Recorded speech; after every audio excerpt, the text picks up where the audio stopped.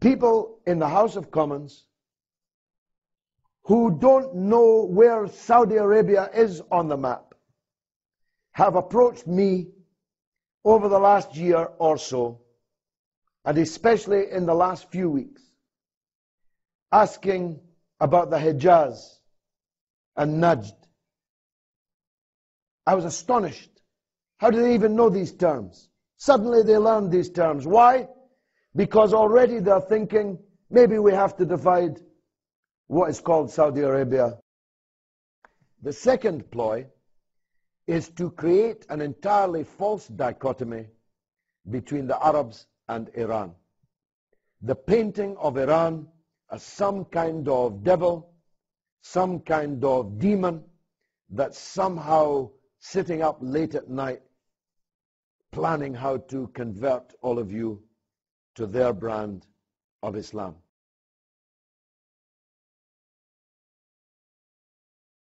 The zoological metaphor, the elephant in the corner of the room, which I haven't yet mentioned, is sectarianism. The division of the Arabs, not this time between fake states, but the division of the Arabs into confessional, sectarian difference, which can become so profound if acted upon that it acts as a means of turning the Muslims against each other, of fighting even each other, of vying with each other to ally themselves with the Western countries that have come up with this plan. And I've got to tell you, the melancholy truth is that it's already beginning to look like the Arabs will fall for Sykes-Picot too, just as so many of them did fall for Sykes-Picot 1.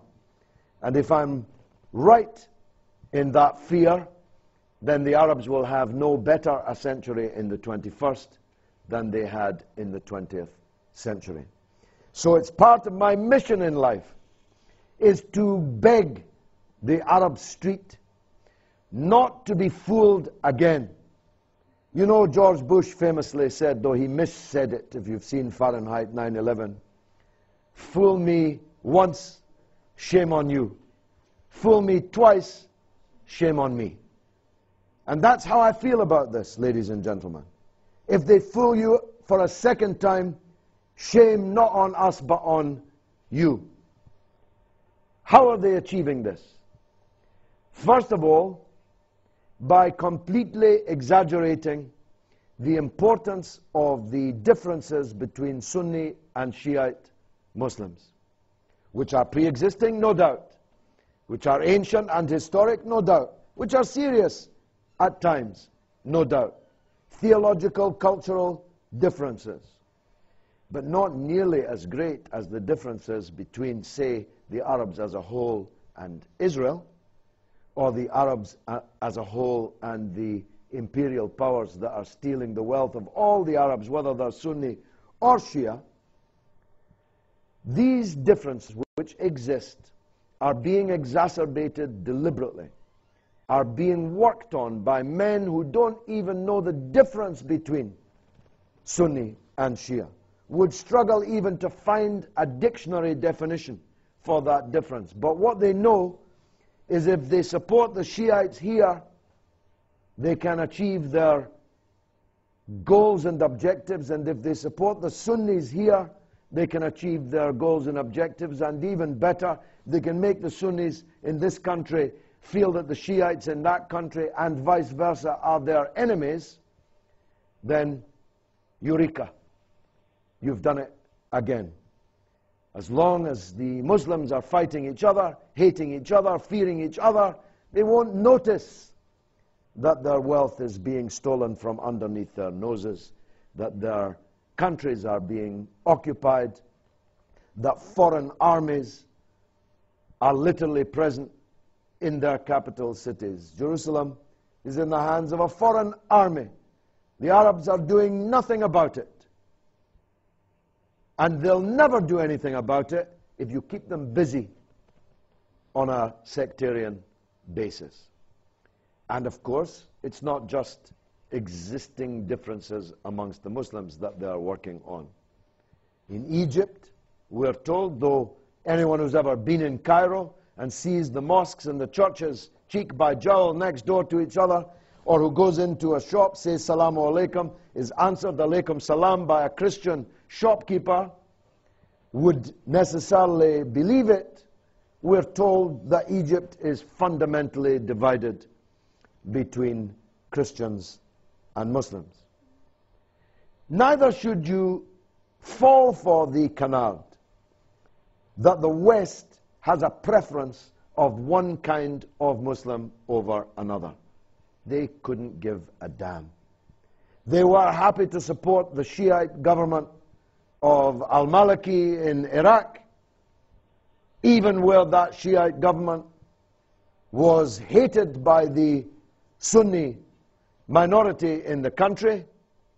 Equally, they'll support Sunni jihadists and encourage them in their quest to overthrow this or that regime on the basis that it is somehow heretic, somehow Shiite or Alawite or whatever. A brazen example of this is in Bahrain, the revolution nobody talks about, where the existence of a majority Shiite population is held by many Sunnis in the streets as well as in the government headquarters as a reason not to support the Bahraini revolution, as a reason to wish the defeat of the Bahraini revolution, because what would it produce? It would produce a Shiite government. Well, no, if the revolution succeeded and we had one man, one woman, one vote in Bahrain, we'd have a government of the people's choosing, which is what we're after everywhere, isn't it? But when did you last see the Bahraini revolution on most of the Arab satellite channels, including those satellite channels that now carry virtually nothing except the Syrian revolution and the response, the reaction to that Syrian revolution? Those satellite stations who represent small countries which act as the agents of the imperial system in the Arab world are merely reflecting what the Western powers would like them to do. Much more worrying, for that is understandable, much more worrying is that when you go into a cafe or stop to speak to someone in the street in Arab capitals, as I do, visiting them all the time, from the Atlantic to the Gulf, is the number of ordinary people who have fallen for this.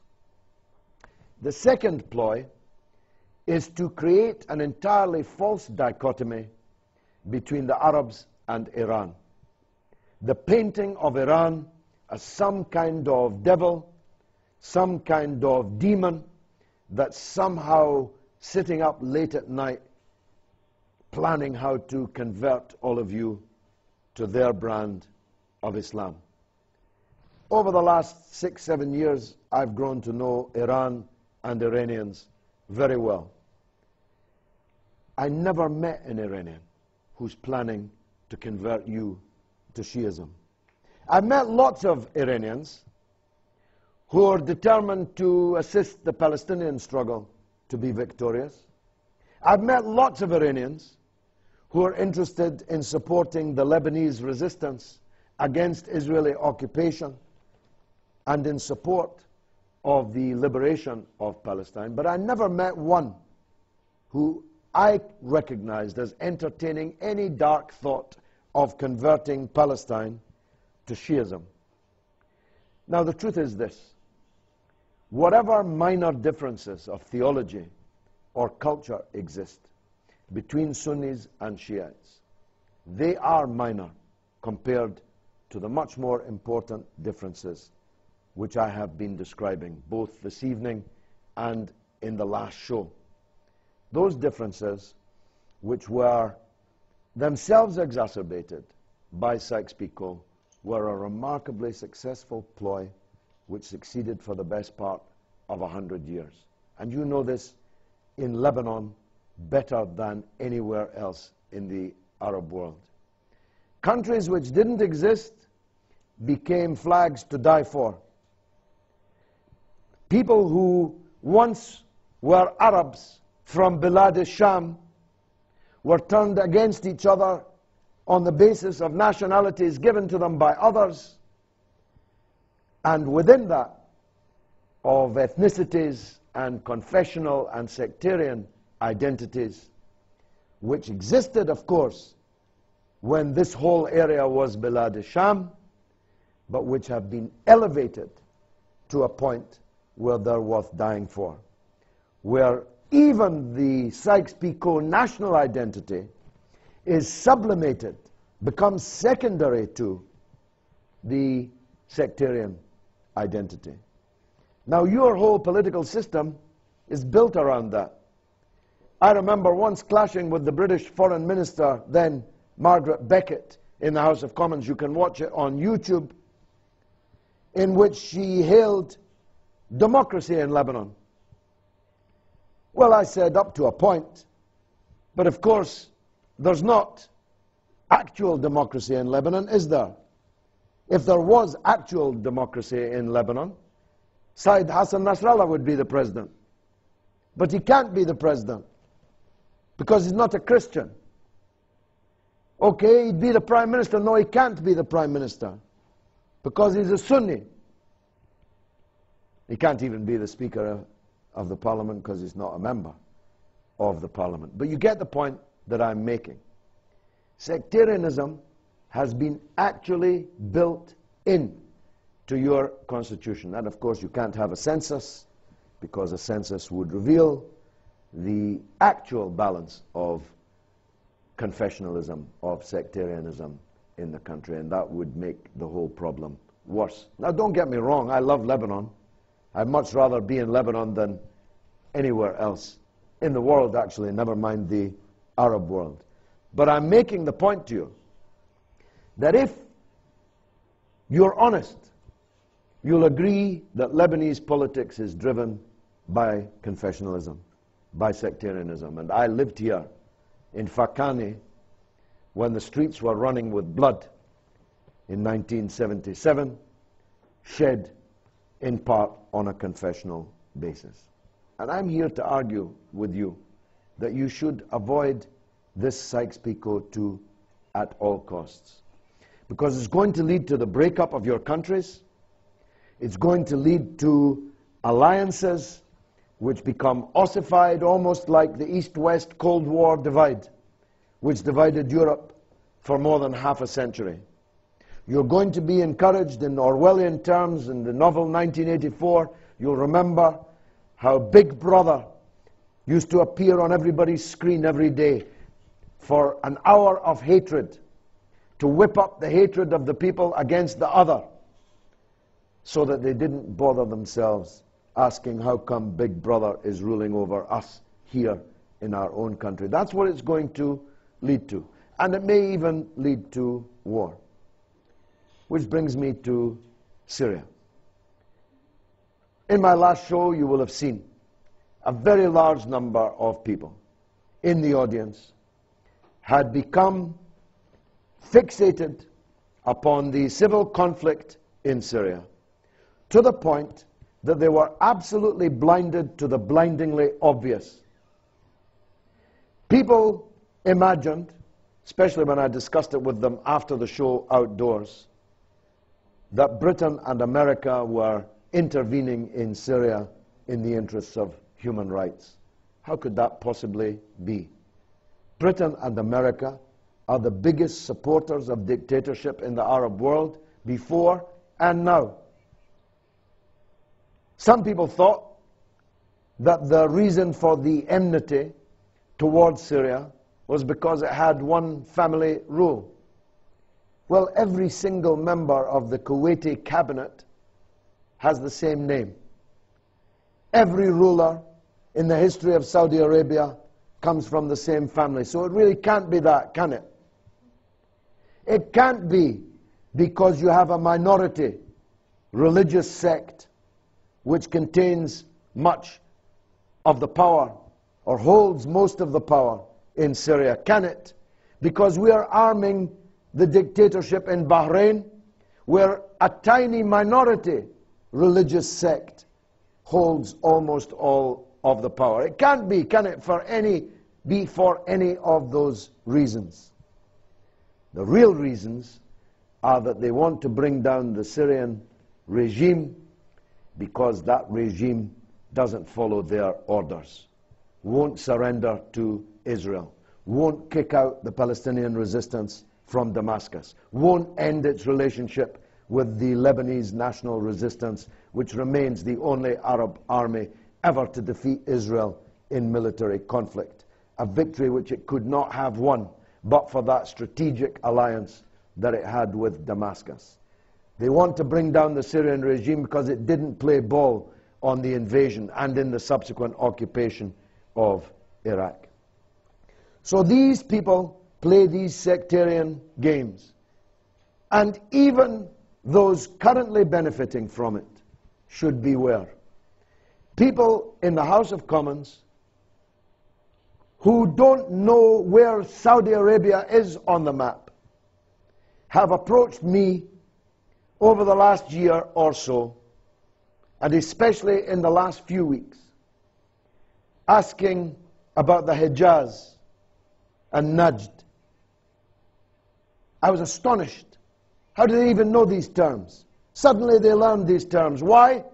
Because already they're thinking, maybe we have to divide what is called Saudi Arabia, and maybe we have to tell the Shiites in the eastern province that actually we might be prepared to support you having your own country because you've got all the oil, and we're not all that interested in Mecca and Medina, believe me.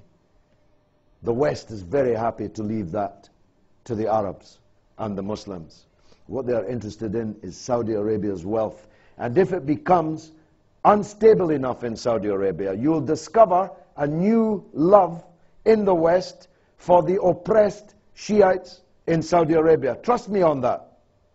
It's already beginning to happen. We'll hear about the oppression of the Shiites in the eastern province. We'll hear about the scandal that it is that they should be governed in the way by these Wahhabi fanatics. So nobody is safe from this kind of division.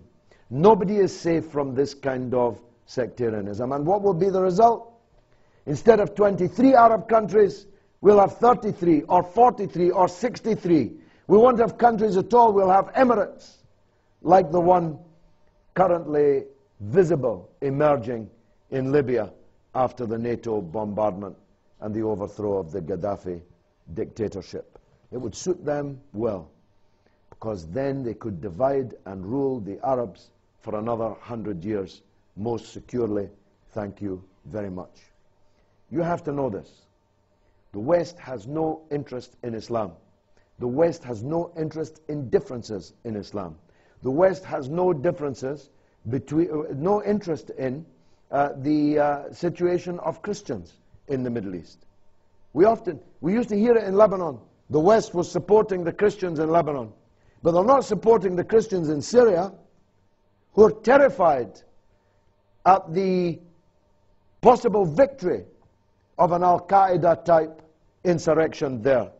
They're not supporting the Christians in Palestine, almost all of whom have been given green cards to leave the country and forget it. Please don't think that they care about your religions. Please don't think that they care about your confession, your particular sect. They only care about continuing to own and control the Arab world because of the wealth which lies underneath it and because of the strategic importance which it holds and continues to hold.